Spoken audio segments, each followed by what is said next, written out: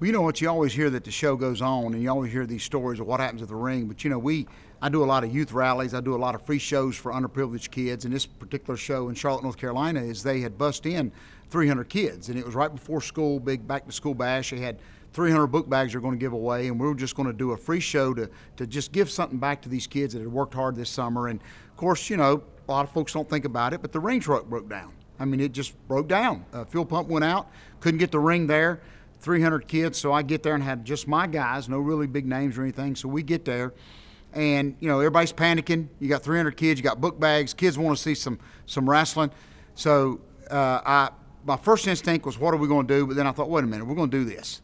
And what's so amazing is it's almost like my guys understood, because when I get there, the whole church, the whole youth camp's freaking out, but my guys are already dressed. I mean, they're like got their gear on, and they know the ring trucks broke down, but they knew we were going to do something. So I asked the preacher, the pastor, the youth pastor, I said, you got 4 stakes in the ground? He said, we got, 4 sticks.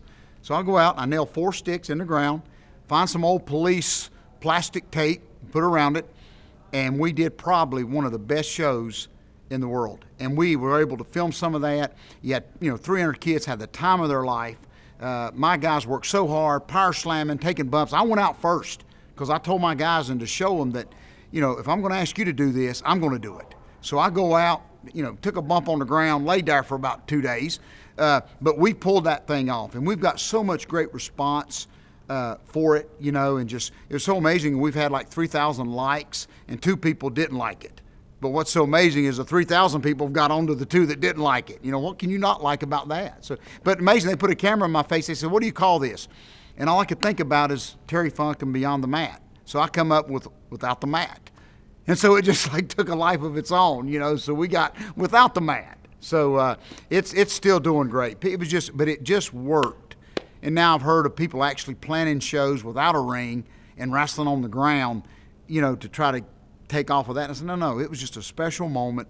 And 300 kids got their book bags. They had a time of their life and still booed the bad guys, cheered the good guys. And my guys, and that's the part that I think that they have learned from me is, man, the show still goes on.